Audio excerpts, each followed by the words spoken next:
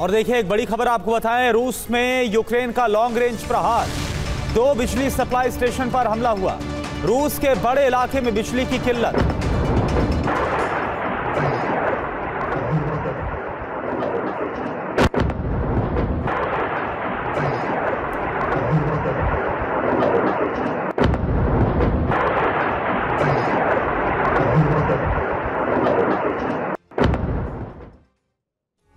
साल 2025 खत्म होने में 53 दिन बाकी है, लेकिन रूसी सेना अब भी संपूर्ण डोनेट्स्क पर कब्जा नहीं कर पाई है। ऐसे में पुतिन ने ऑपरेशन न्यू ईयर शुरू कर दिया है, जिसका मकसद जल्द से जल्द डोनेट्स्क के बचे हुए इलाकों पर कब्जा करना है। पुतिन ने अपने सैनिकों को 31 दिसंबर तक की डेडलाइन दी है और सिर्फ इतना ही नहीं, इस ऑपरेशन में 2026 में यूक्रेन की तबाही का ब्लूप्रिंट भी खींचा गया है, जिससे यूक्रेनी राष्ट्रपति भयभीत हैं। देखिए आप।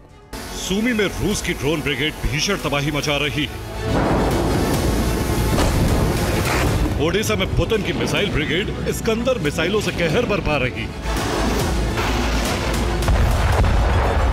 लेकिन व्लादिमीर ज़ेलेंस्की को चिंता नए साल की, और इस चिंता की वजह है व्लादिमीर पुतिन का ऑपरेशन न्यू ईयर, जो शुरू हो चुका है।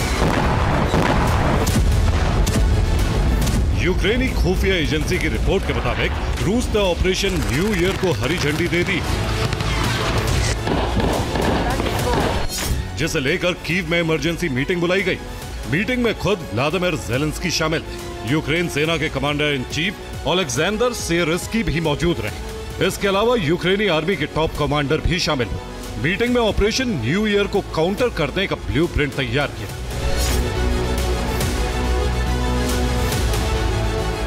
दरअसल पोक्रोवस्क में रूस और यूक्रेन के बीच भीषण जंग जारी।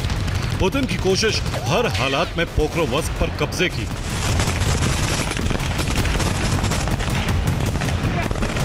हाल ही में आई कुछ रिपोर्ट्स में दावा किया गया था कि पुतिन पोक्रोवस्क पर कब्जे के बाद पश्चिमी डोनेट्स्क पर रूसी झंडा लहराने का मिशन शुरू करेंगे,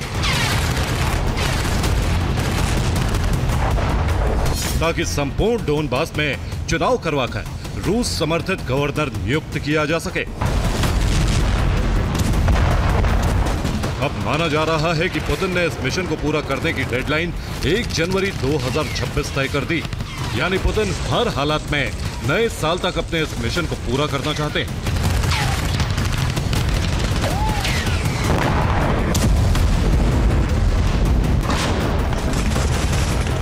पुतिन ने नए साल पर संपूर्ण डोनबास के रूस विलय की तैयारी की है और इस वक्त लुहांस्क का करीब 99%, डोनेट्स्क का 81% और इसके अलावा ज़ापोरिज़िया और खेर्सन का 73% हिस्सा रूस के कब्जे में है। इस वक्त डोनेट्स्क के पोक्रोवस्क में रूस यूक्रेन के बीच भीषण जंग हो रही है, जिसे पश्चिमी डोनेट्स्क का गेटवे माना जाता है।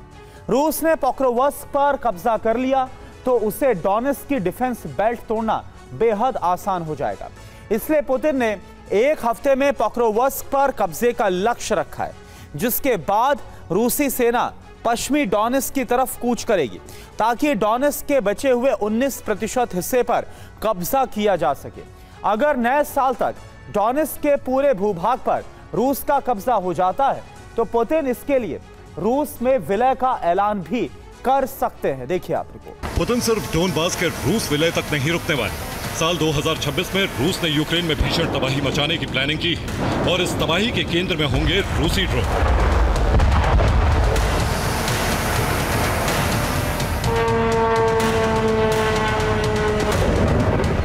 ज़ेलेंस्की का दावा है कि रूस यूक्रेन पर पूरी क्षमता से ड्रोन हमले नहीं कर रहा है। वो रोजाना यूक्रेन पर 500 ड्रोन दाग सकता है, लेकिन रूस शाहेद ड्रोन का बड़ा जखीरा जमा कर रहा है। इनका इस्तेमाल सर्दियों में यूक्रेन पर ड्रोन हमले के लिए किया जाएगा। रूस रोजाना करीब 1000 ड्रोन हमले की तैयारी में।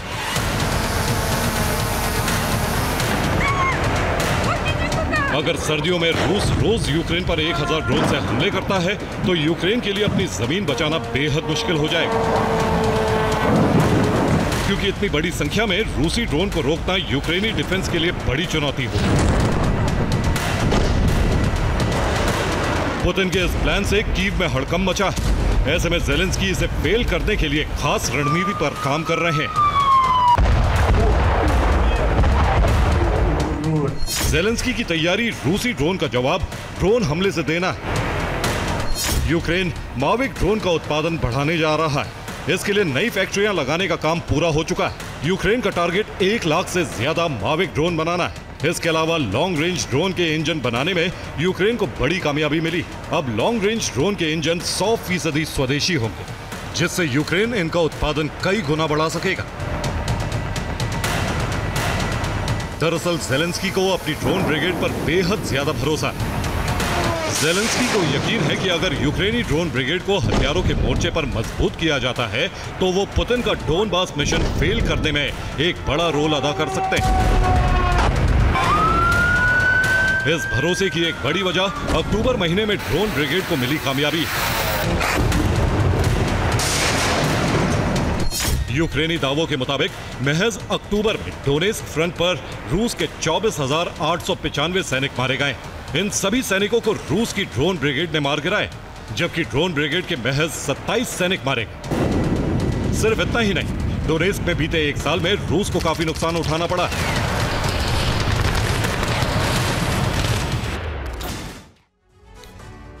तो बीते 1 साल में डोनेस्क फ्रंट पर रूस को जबरदस्त नुकसान पहुंचा है।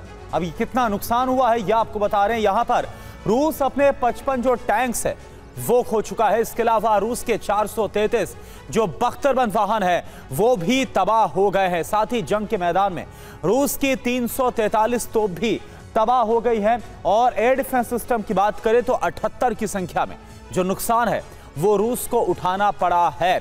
यूक्रेन ने डोनेस्क में रूस के 38 MLRS जो है वो तबाह किए हैं और वहीं रूस के 4,553 जो सैन्य वाहन हैं, जो मिलिट्री वाहन है, वो भी तबाह हो गए। बीते 1 साल की जंग में डोनेस्क फ्रंट पर रूस के 12 ड्रोन हेडक्वार्टर भी तबाह हो गए।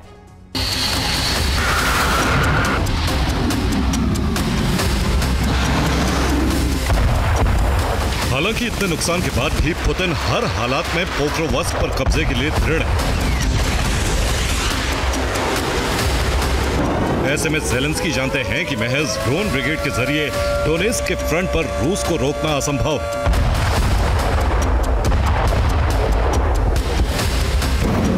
यही वजह है कि ज़ेलेंस्की ने एक बार फिर टॉम हॉक मिसाइलों की मांग शुरू कर दी,